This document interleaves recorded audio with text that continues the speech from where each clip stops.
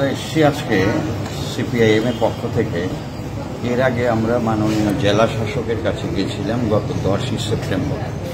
আজকে সদর মহকুমা শাসকের কাছে এসেছি। সম্প্রতি 19 তারিখ থেকে 19 আগস্ট থেকে 24 আগস্ট পর্যন্ত যে ভয়াবহ বন্যা সারা রাজ্যে হয়েছে, প্রাকৃতিক বিপর্যয়, আমাদের এই যে এলাকা, আমাদের আগরতলা শহর সংলগ্ন যে এলাকাগুলো, বিশেষ করে ওইদিকে কাটাখাল, ওইদিকে হাওড়া, এই এলাকাগুলোর যে পারে যে মানুষ বসবাস করেন, ব্যাপকভাবে মানুষের ক্ষতি হয়েছে।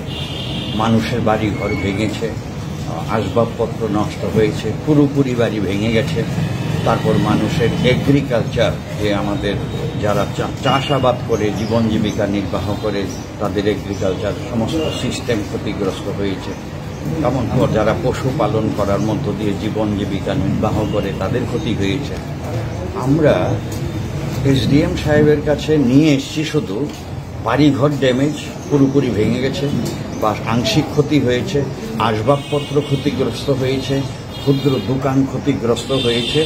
মূলত এই বিষয়গুলো 1128টা পরিবারের নামের তালিকা এসডিএম এর কাছে আমরা দিলাম, দিয়ে বললাম যে আমাদের যে অ্যাসেসমেন্ট, আমাদের যে প্রাথমিক হিসেব, তাতে গিয়ে দেখা যাচ্ছে যে 3,32,23,600 টাকা ক্ষতির পরিমাণ গিয়ে দাঁড়িয়েছে আমাদের হিসেব অ্যাপ্রক্সিমেট।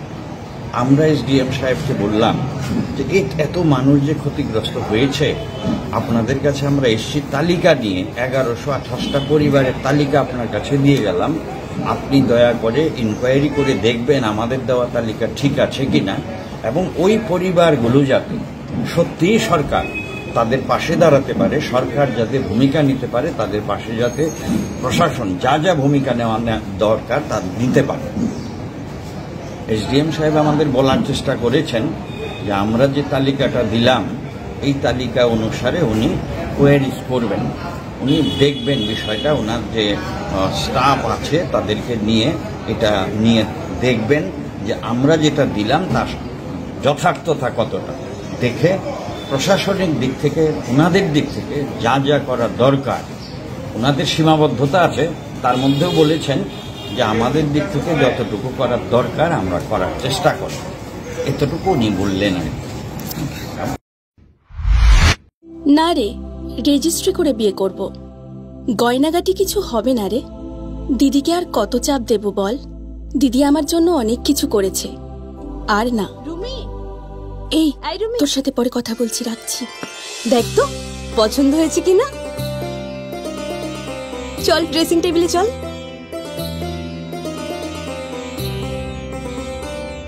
দিদি, তুই পছন্দ হয়েছে? তুই নিজে বিয়ে করলি না, আমায় লেখাপড়া শেখালি, আজ বিয়ে দিচ্ছিস, মা বাবার কোনো অভাব রাখিসনি, আজ এভাবে সাজাচ্ছিস কেন? কোনো দিদি কি পারে না তার আদরের বোনের মা বাবা হতে? তোকে কি সুন্দর লাগছে। রাধাকৃষ্ণ জুয়েলারিতে চলছে বিবাহ মঙ্গল উৎসব। বিয়ের গয়নার প্যাকেজ মাত্র 1 লক্ষ টাকা থেকে শুরু। প্রতি বিয়ের গয়নার প্যাকেজের মজুরিতে থাকছে 15% ডিসকাউন্ট এবং ফ্রি ইন্স্যুরেন্স। তাছাড়াও জ্যোতিষ বিষয়ক পরামর্শ দেওয়ার জন্য আমাদের শোরুমে থাকছেন হস্তরেখাবিদ প্রান্তোষ ভট্টাচার্য, জ্যোতিষশাস্ত্রী, কলকাতা।